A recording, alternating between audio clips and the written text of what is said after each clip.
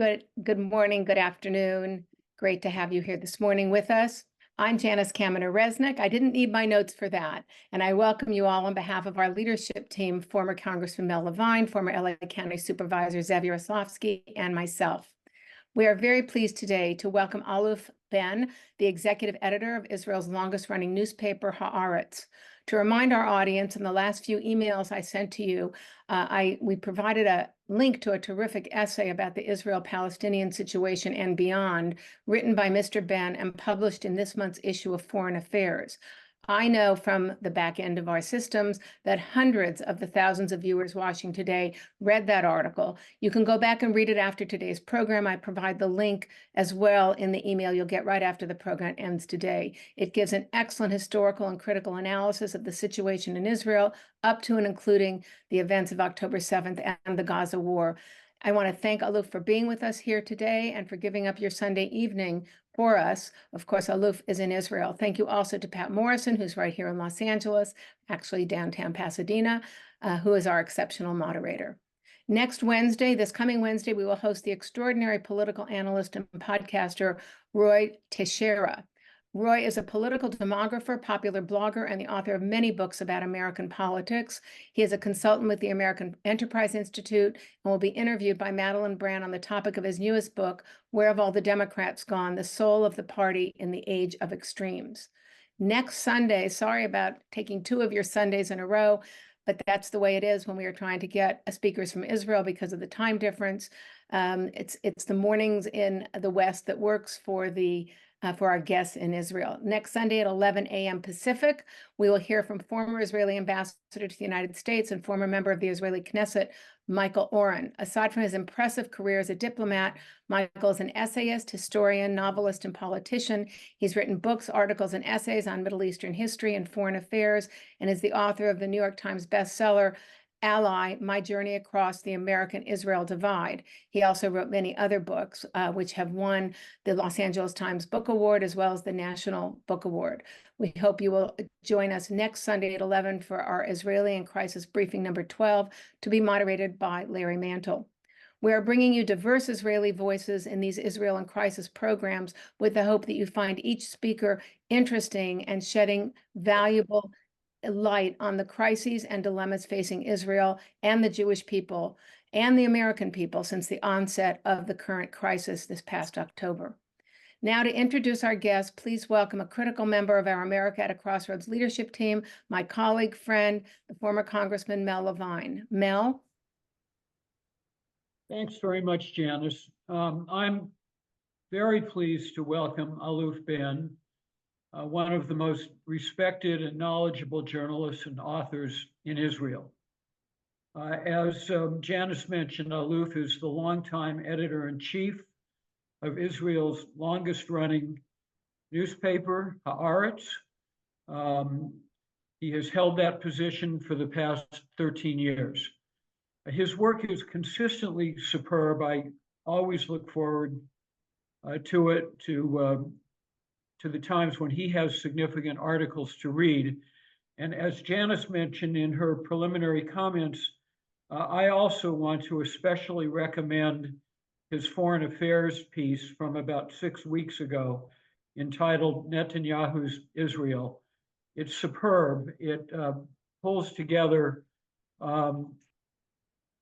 extraordinarily significant and well-written historical context and is a real tour de force.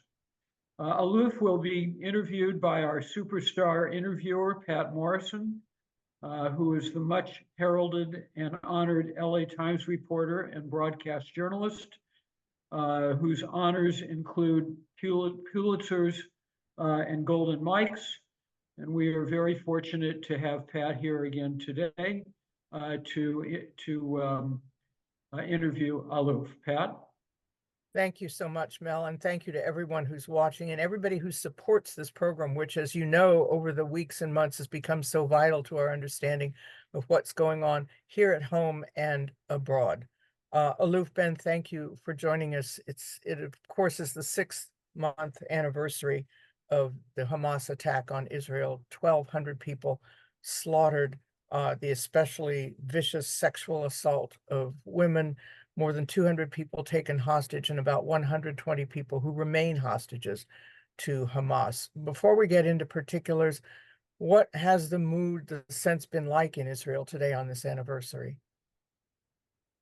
Well, as it has been in the past 6 months, life, especially in the Tel Aviv area or the main cities, not along the borders, more or less returned to normal. Most reservists have been discharged, returned to their previous lives. But even with packed restaurants and beaches and the Passover holiday approaching, there's still a very strong sense of gloom and uncertainty and anxiety. Nobody has any sense or idea when this is going to end, how this is going to end, both in Gaza and growingly in the north, facing Hezbollah, towards the east, facing Iran. And this uncertainty leads to anxiety and a lot of uncertainty about the future. Despite the seeming normal life that you see if you walk around Tel Aviv this evening, you're going to see full restaurants, you're going to see people going out, you're going to see people doing, running their daily lives. But it's covered with a lot of anxiety. The lead story, the headline in Haaretz yesterday was tens of thousands rally across Israel against Netanyahu's government to demand hostage deal. There was a photograph of a man wearing prison stripes and a Netanyahu mask. And so in a way, it seems as if Israel has a war, at least a conflict on two fronts, the one with Hamas and the second one internally with its own sense of values and priorities and questions about how the war is being waged. This is not new because Netanyahu had conflict and protest on his hands even before October 7th. But internally, there's so much going on.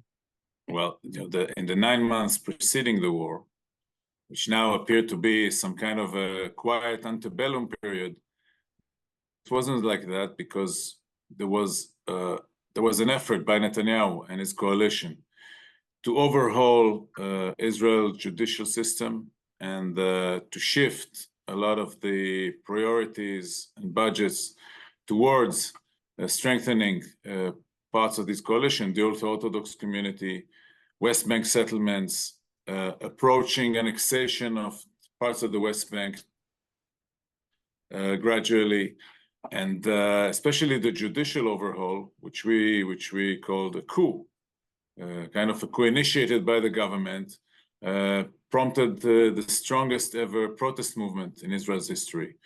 And weekend after weekend, hundreds of thousands of people marched in the city squares all over Israel to support democracy and to call what the government was trying to do shame, and to warn that the internal rift was going to prompt Israel's enemies to launch an attack, or what Defense Minister Yoav Gallant called an imminent war, to Netanyahu's deaf ears. And now the protest is back. We knew that once the reservists would be discharged and the war would go on, the protests would resume. It has two issues. One is what comes first, defeating Hamas or the total victory that Netanyahu has pledged, or bringing back the hostages, or at least those hostages who are still alive, and we're losing them by the day. And every other day or so, the military announces that another hostage has died in captivity, and the time is running out for these hostages. And the other issue is the call for an early election. The fact that Netanyahu refuses to take any responsibility whatsoever to the events leading to October 7 or to the failures since October 7 is remarkable. But the protest movement argues that, and we argue in our editorials, that first the hostages should come first, and that election should come as soon as possible, rather than wait until the official time of 2026, like Netanyahu does.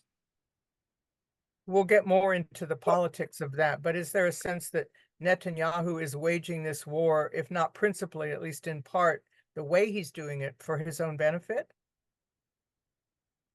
Well, look, Hamas started the war, not Netanyahu.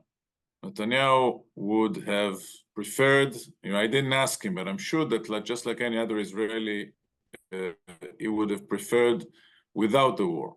Of course. And they would have preferred not to deal with the Palestinians. If you recall, 2 weeks before the war, before the Hamas attack, he stood on stage at the United Nations General Assembly and pledged to make peace with Saudi Arabia, where he said we are on the cusp of making peace with Saudi Arabia while ignoring the Palestinians and saying they should not have any veto over that. But that's not exactly the case at this point. But clearly, as long as the war is going on, and low intensity war with not many casualties among Israel's soldiers, with not many attacks on Israel's rear by Hamas, by Hezbollah, and so on, that serves him politically because but I think we've reached a point where the cracks in society and in the political system are changing that. You cannot just say, okay, we'll fight the war endlessly and there will be no election anytime soon. Now, the world's attention was refocused. It's never really wavered since October 7th, but it was refocused on the war because of the deaths of the 7 aid workers, the World Kitchen workers, for which Netanyahu, as one of our listeners, Robert, points out, he says, mistakes happen in war. And this has accelerated calls from the United States, among others, to deal with things more expeditiously in terms of perhaps hostages, but also more mercifully, more selectively when it comes to how the war is going in Gaza, especially with the prospect of a ground war still on, I guess, on Netanyahu's possible list of plans to execute. Well, I think, clearly it's not the specific attack on the specific convoy was not ordered by Netanyahu, but that's besides the point.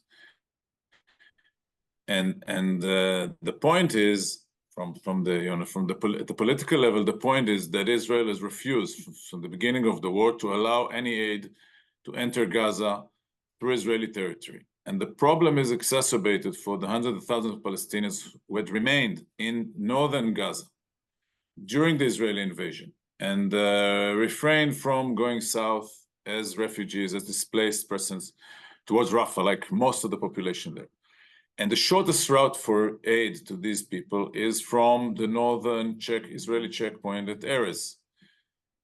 Last week, after President Biden's call to Netanyahu, the Israeli cabinet agreed to reopen that checkpoint and allow convoys of aid to enter northern Gaza straight from Israel. It has yet to be activated, but the need for these long convoys of aid was because of Israel's refusal to allow aid through its territory. And otherwise, it would have been much safer and easier for everybody involved. What effect has the external criticism, both before and after the deaths of the aid workers, has had on people in Israel? Does it make people think they're circling the wagons to defend Israel, what Israel is doing? Or are critics of Netanyahu using that external criticism from other countries to say, see, we really do need to make some changes? Well, I think it had several levels. First of all, I think that at the beginning, there was a lot of shock in Israel from the aggressive campaign calling the Israeli operation genocide that began from the early days. And pro-Palestinian protests all over the world. And for many people in Israel, they realized that Israel is going to go it alone and maybe with American support, but it's not going to have an easy time internationally. And clearly that only grew worse as the death toll in Gaza grew worse, and the talk of famine in Gaza, and the damage and destruction, and so on. Bear also in mind that the mainstream Israeli media in Hebrew, which is what most Israeli Jews consume as their channel to know what's happening around them, is not reporting. We at Haaretz, we are the exception. The mainstream media is not reporting from Gaza, is not reporting on the suffering in Gaza. And to the extent it's reported, it's filtered through, like, you know, the anti-Israel critics argue that so and so and so. So I think that frames the view of many Israelis about the international stance. Clearly, the one thing that matters to most Israelis is American support, which is vital to Israel. It's vital to Israel's security. It's vital to Israel's diplomacy. It's vital to Israel's prosperity. And President Biden at the beginning gave a lot of support, I think, unhinged, uncritical support for Israel. He stood by against any expansion of the war to Lebanon, from Iran, and so on. He allowed the supply of munitions and other war material to Israel. But at the same time, the Israeli leadership, and at some point he started talking about the two-state solution, which Netanyahu used to campaign against Biden and to come back to his old trick and shtick of standing up president, which he did vis-a-vis Bill Clinton and vis-a-vis Barack Obama. I am the savior of Israel from the Palestinian state.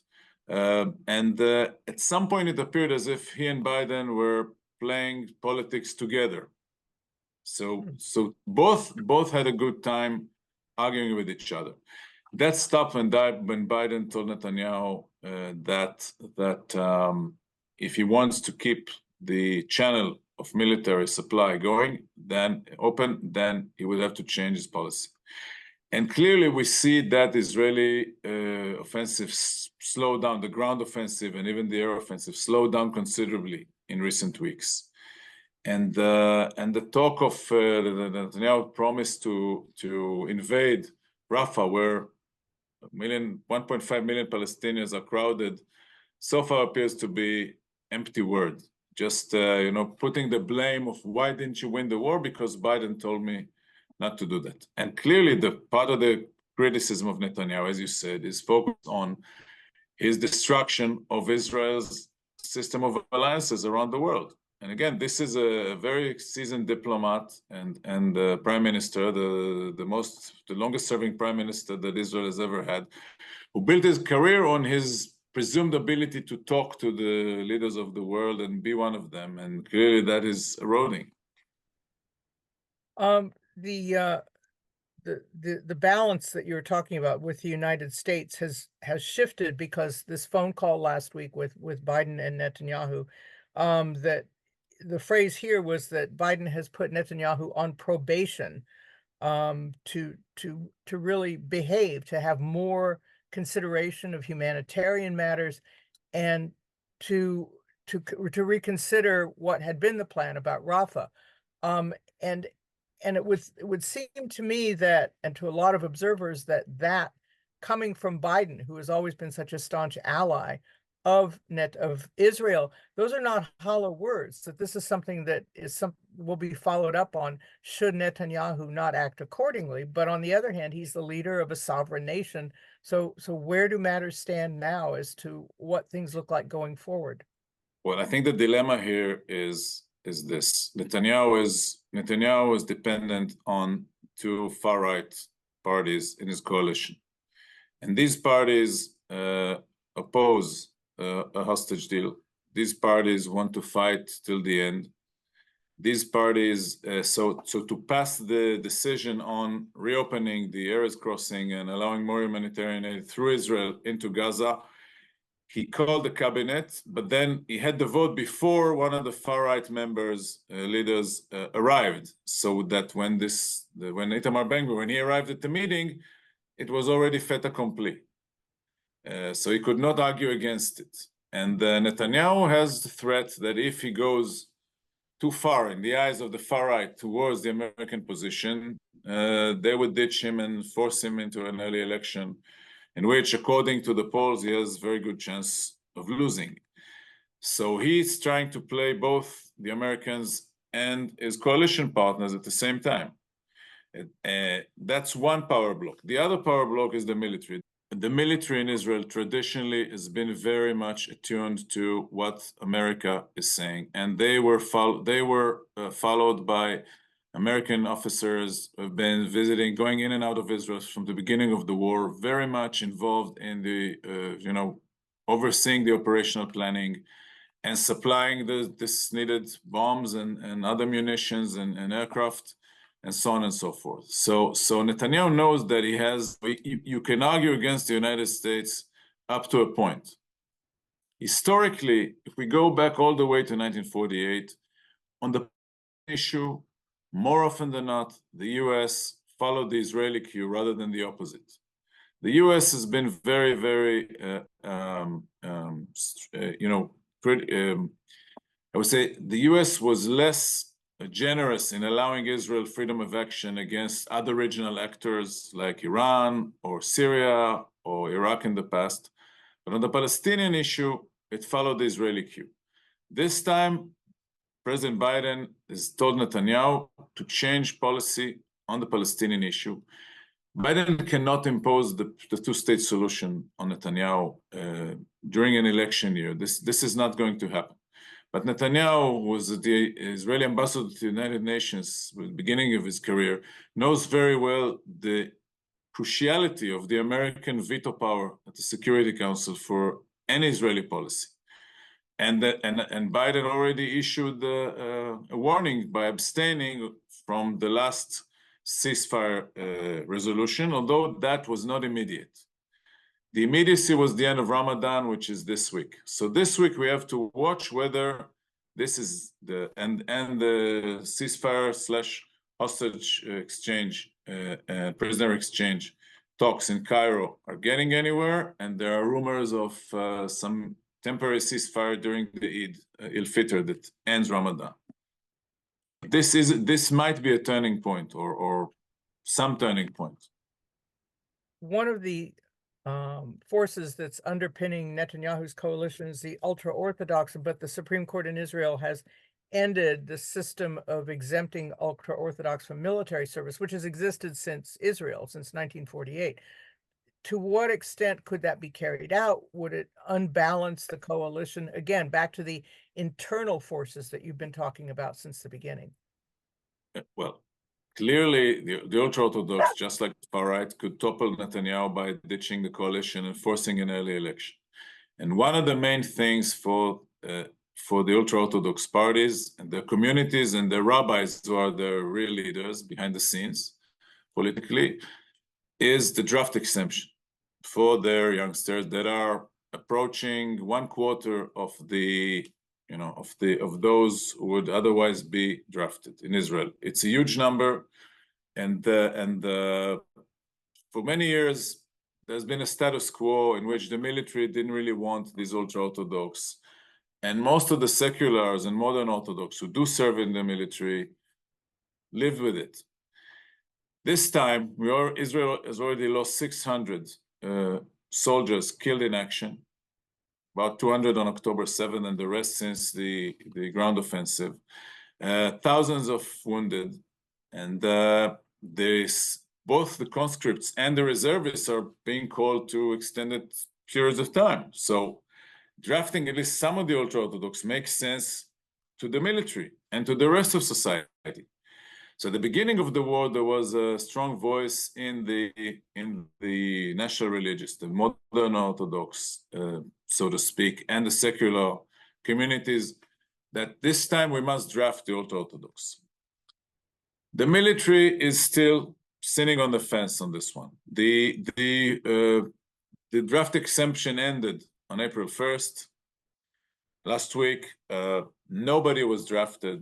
And they're waiting to see what the Supreme Court will do. So there would be an effort by Netanyahu and his coalition partners to let it pass and find some face-saving formula that the rest of society would live with.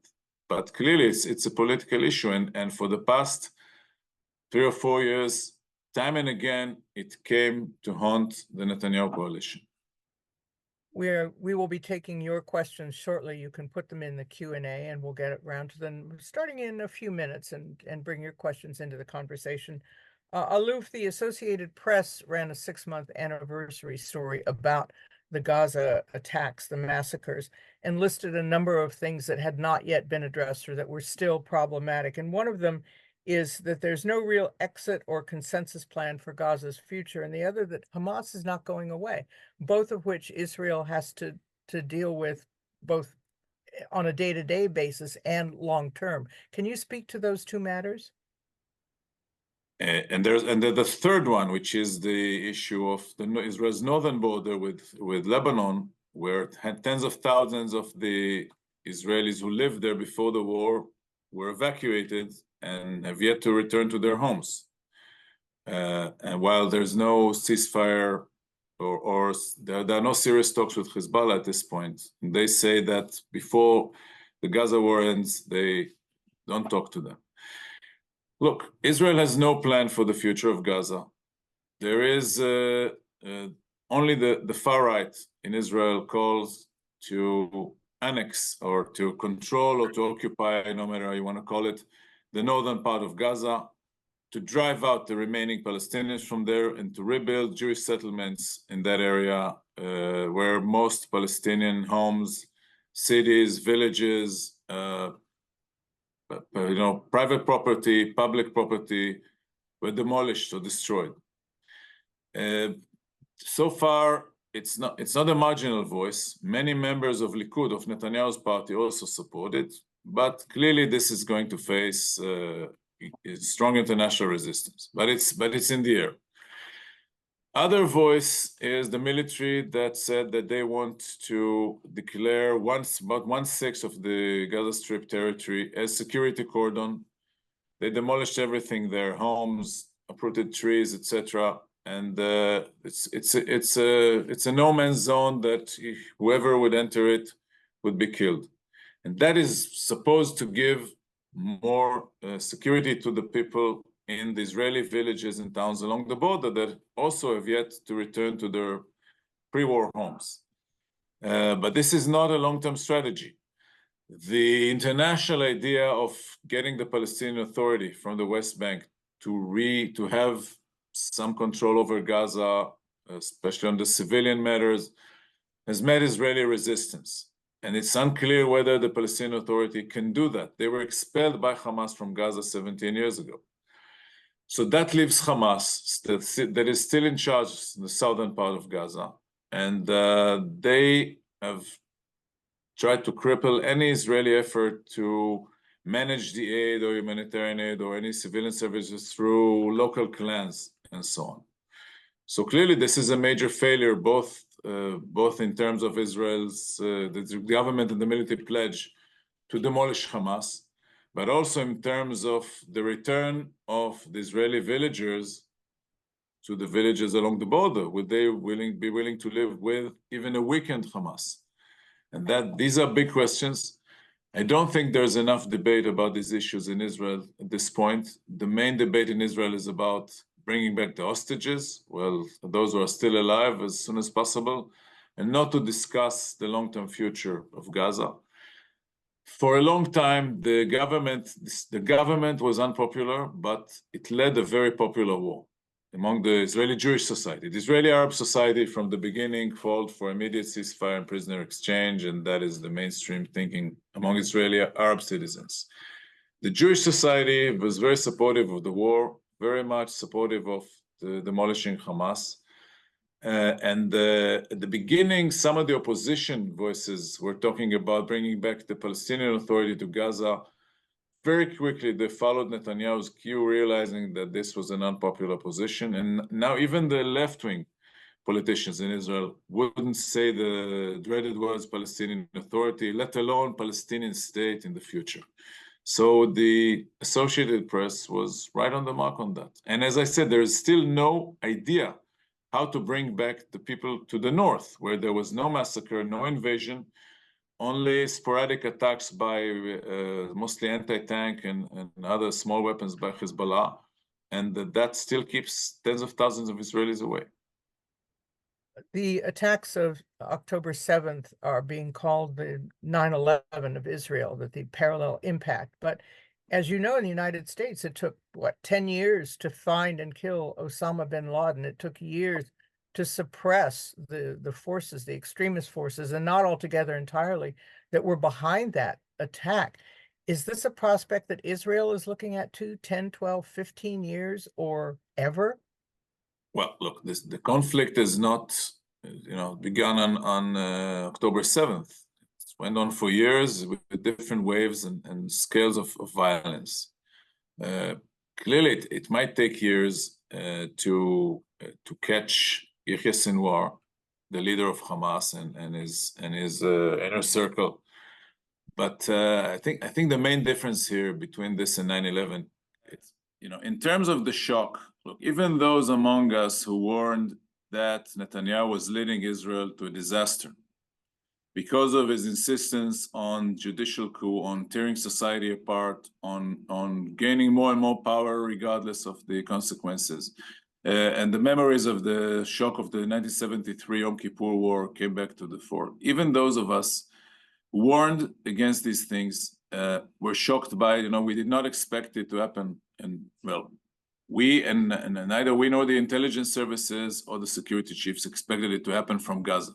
And it's such a scale. Nobody anticipated that in Israel. So in that sense, you can compare it to 9/11. But I think the main difference is that October 7th was the first time since the end of Israel's War of Independence in 1949 that Israeli territory was invaded by an enemy that was able to hold on to this territory for a couple of days, to kill many people, to kidnap people, and then to force the evacuation of an entire part of Israel, now for 6 months, with no clear date of return. That has never happened. So Israel was shrinking both in the north and in the south. And this was a shock that has been very, very difficult to digest. And I think this is different than 9/11, that was, America was not invaded by a ground force occupying its territory and holding it. And I think this was very, very difficult, and still is difficult for us to digest and to think forward from. We have so many good questions. Let's start to get to some of them. One of them from Joel. Sure. Netanyahu is understandably concerned with his internal political problems in managing the war. How concerned or sensitive is he to the mounting American domestic political problems for President Biden and the Democrats as a result of their support for Israel in the Gaza war? Is he really, as some have said, trying to re-elect Donald Trump? Well, look, he is very, very careful of not saying anything or hinting at anything like that. Clearly, for many years, Netanyahu has gotten along better with Republicans, specifically with former President Trump. After Trump left the White House, he said very, very bad things about Netanyahu personally, that he was angry at him, he distrusted him, for several reasons, mostly because he blamed Netanyahu for shying away from the assassination of the Iranian military leader Soleimani 3 years ago, which was carried out eventually by the United States with some Israeli intelligence support. He was very angry at Netanyahu for that. By and large, the Republican Party is more supportive of Israeli policy. For example, the defense committees that have to approve the Israeli military aid in the House, led by Republicans, approved it immediately. In the Senate, it's still awaiting the approval of the committees led by Democrats. Is Netanyahu prolonging the war in order to have Biden losing Michigan? Look, Netanyahu understands American politics very well, but to argue that he's doing it deliberately only for that, it may be a long shot. Is he aware of that? For sure. Diana's question is, has enough damage been done to Hamas they will no longer be a threat to repeat October 7th? Or with only 80% of the battalions destroyed, do they remain a threat? Ambassador Ross said we must eliminate the final 4 battalions, even if that means entering Rafah, while Olmert has said we should stop and not enter Rafah. Well, I don't see at this point a serious plan to enter Rafah, both in terms of, the force is not there. Israel just took back the residual force that was in Khan Yunis in central Gaza today. And there's been no recruitment and to invade northern Gaza, it needed 5 divisions. This force is not there. The reserves are not called. And there's no credible plan that we know of to evacuate back the displaced Palestinians back to northern Gaza, where too their homes are destroyed, their community services destroyed, schools destroyed, hospitals destroyed. They have nowhere to go to.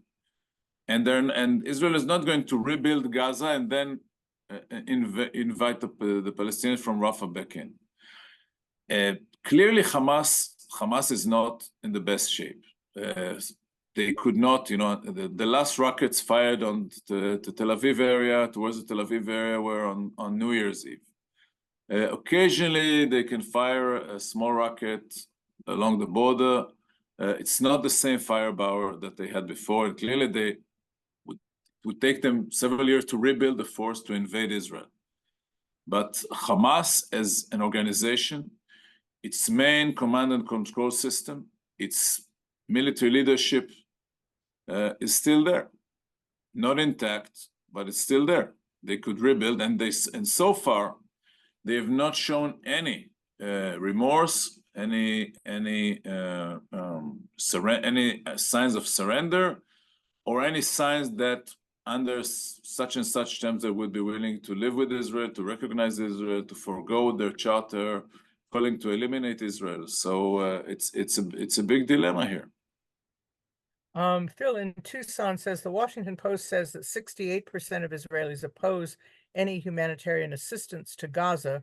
A like number of Palestinians support the 10/7 attacks. What does this suggest to you about a two-state solution? And without that, and an end to the 56-year occupation, he says, what does the future look like? Well, I think that at this stage, the support for the two-state solution, let me put it this way. The two-state solution did not happen before October 7. And it did not happen during the Camp David talks. It did not happen after Arafat died and replaced by Mahmoud Abbas, Abu Mazen. It did not happen when Olmert was prime minister and tried to negotiate a more comprehensive deal after the Annapolis conference in 2007, 2008. It did not happen when President Obama tried to renegotiate the two-state solution with Netanyahu and Abbas. And clearly now, both the support and the belief that this could actually happen is at the lowest point. But the potential is there. And frankly, I don't see any better solution or any better way for better coexistence than the two-state solution. So I'll rephrase and I'll say that the two-state solution has not happened with all the efforts to make it happen in the past. It never really happened. And at this point, on both sides, I think there's even a lower ebb of support, both support and also belief that this could happen at some point.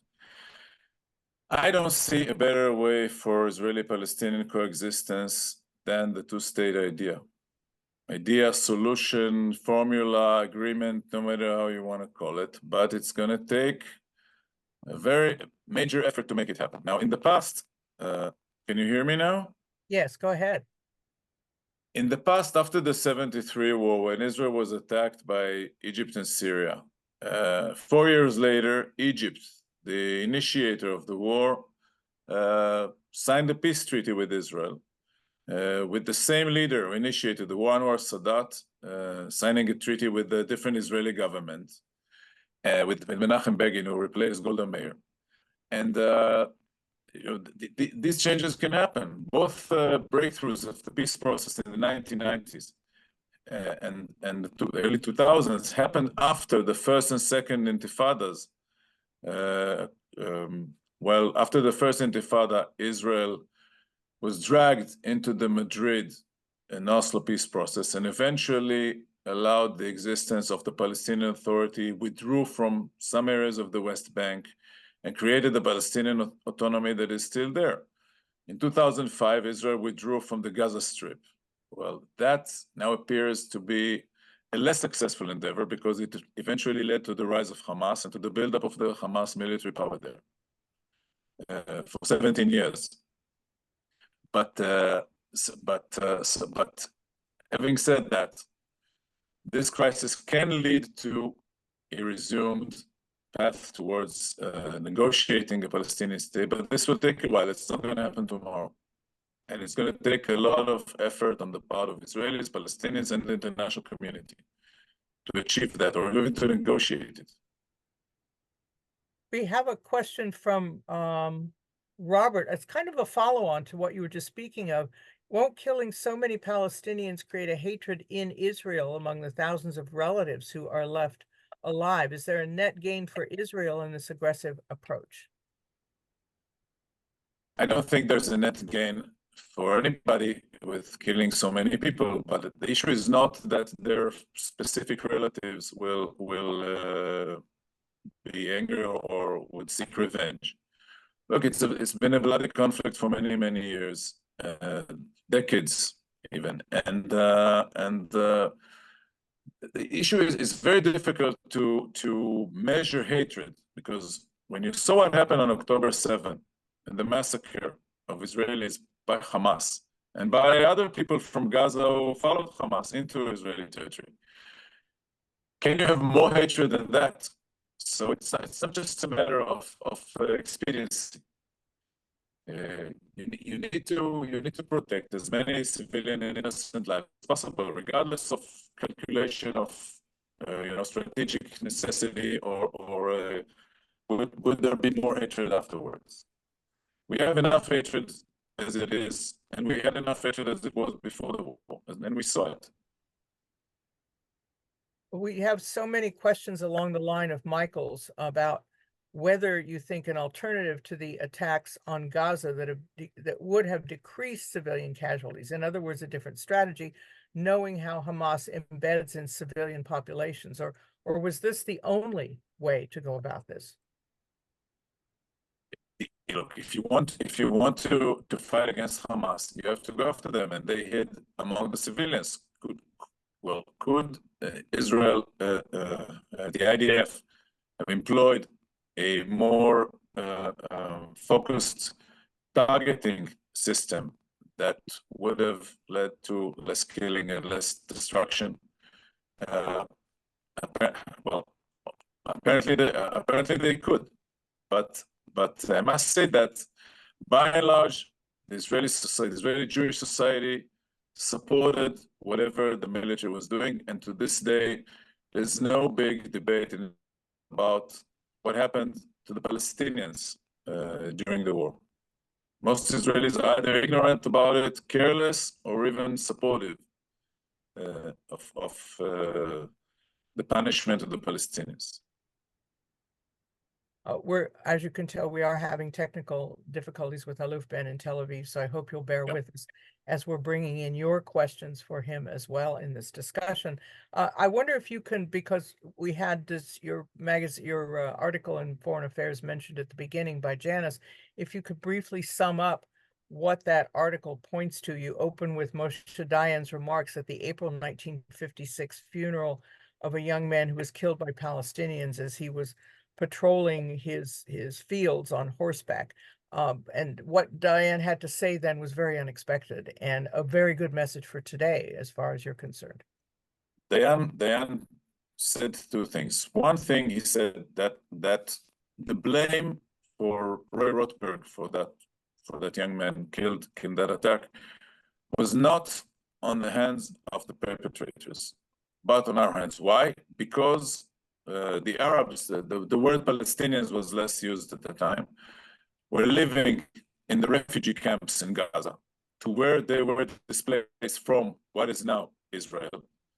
And they hate Israel for that, because they see how the Israelis are turning their former homeland into their state. And therefore, he said, we should be watchful and never once turn our eyes away from that, or forget it, Otherwise, we would be killed. And this was a very pessimistic message, but I think he was right on both counts. Why? Because the motivation or the Palestinian narrative telling the story is the story of displacement and right of return.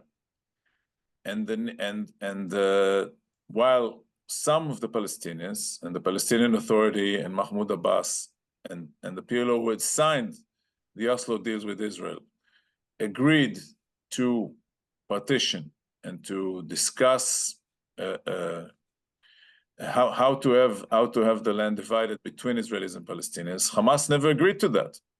And to them and to Yahya Sinwar, whose family was family of refugees from the former Palestinian town of Majdael, that is now the Israeli town of Ashkelon. To him, the dream of returning to his ancestral land was very much alive. And that's what he was trying to do, to occupy Israel. We just published a story in our weekend magazine by a reporter who traveled to Cairo, Shlomi Eldad, to meet with some of the Gaza refugees who escaped to Cairo. And they told him that, I'm talking about senior people who had access to Sinwar and other people in the Hamas leadership. And they told them that they were going to reoccupy Israel. And they even appointed some people as the governors of the occupied parts of Israel. So that's the part that we should not ignore. And Israeli Jews, by and large, they don't learn about the Palestinian Nakba. They don't learn about what happened before 1948 and during 1948. They don't know the Palestinian narrative. And I think we should all know it to understand it. And the other thing is, excuse me for interrupting, Aluf, but why is it that they don't know it? I mean, the United States, people in the U.S. didn't know about Osama bin Laden, who was 12,000 miles away, but we're talking about Israel's neighbors right here. Because the fear in the Israeli educational establishment and the historic establishment and so on was that if you tell that story, first of all, you're doubting the justification of the state of Israel as a Jewish state and its morality, and you give voice to the enemy. But the truth of the matter is that we should all know it, and that's one thing that Diane had said. And the other thing was that for 15 years, and that was my main argument in Foreign Affairs article, was that for many years, most Israelis very conveniently behaved as if the conflict was something from the past, as a nuisance that you could deal with through fences and barriers and anti-rocket system and missile defense and superior diplomatic alliances around the world, and that you don't really have to deal with the Palestinians or give them anything. And I think that Netanyahu made this into his main policy, but it was supported by the majority of Israelis. And in those 15 years of Netanyahu's rule before the war, Israel prospered. Real estate prices only went up. People traveled all over the world. The high tech was booming. Natural gas discoveries off the shore gave Israel, for the first time, a natural resource economy, and so on and so forth. So when he said 2 weeks before the war that Israel would make peace with Saudi Arabia without the Palestinians, even his opponents who protested against Netanyahu week after week after week, they had no opposition to that. So that was very convenient. And my argument was, and still is, that we live next door to these people, among us, next door to us, in the West Bank, in Israel, in Gaza, in the Arab world. We cannot just say that the conflict doesn't exist or that is something from the past. We need to understand what happened, and we need to understand that we need to give voice to the Palestinians and to share the land with them within some formula. Aluf, we have a number of questions along the line of Gene's about the political future in Israel. Gene says, since Netanyahu is so controversial, even considered a corrupt leader, are there persons who would be competent, trustworthy Israeli leaders? And is that really going on? Are there new alliances and coalitions forming in anticipation of elections? Not yet. Look, if you read the Israeli public opinion polls, the front runner is Benny Gantz, former chief of staff and defense minister, who is currently was Netanyahu's rival, but he joined the government, the war cabinet, along with his political partner and former chief of staff, Gadi Eisenkot. And there's been a lot of pressure on them to ditch Netanyahu and join the protests, which so far they opposed, and they argued that they should be there because they give the only voice near the cabinet table to the hostages and to the need to bring them back and to prevent the far right from gaining even more influence.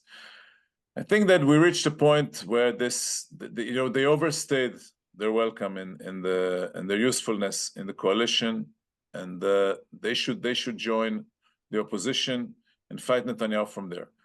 The main problem for the opposition Israel is that so far they could not put together any credible alternative in terms of foreign and security policy to Netanyahu. They have an alternative in terms of the need to preserve the state organs, civil service, independent judiciary, pro-democracy, and so on. But Benny Gantz traveled to Washington, and he gave the same ideas of the need to invade and occupy Rafah and fight Hamas there, just like Netanyahu. So it would be very difficult for them to find a credible solution, beside the fact that Netanyahu is unpopular and he still faces a corruption trial.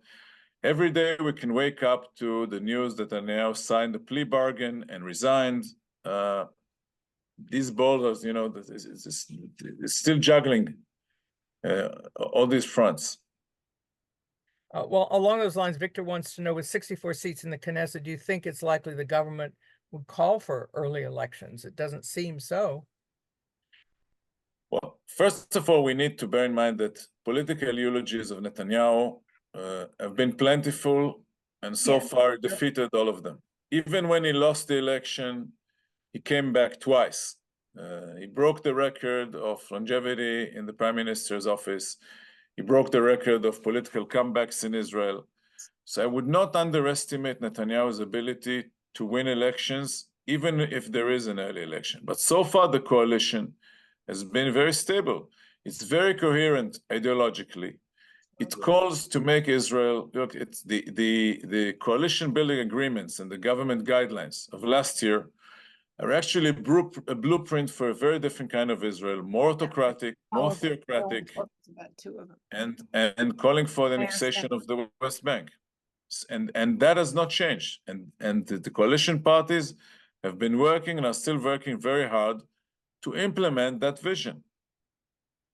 And there's no visible crack in that coalition so far. Here's a question from Jerry, if we can get a quick answer from you, and then Sure. then go to wrapping up. Jerry says, are Israelis aware of the anti-Semitic feeling that this is unleashed worldwide? There's legitimate criticism, and then there are people who are just using this as an excuse to justify anti-Semitism and dragging out the old tropes. We are aware of that, and I would say more to that.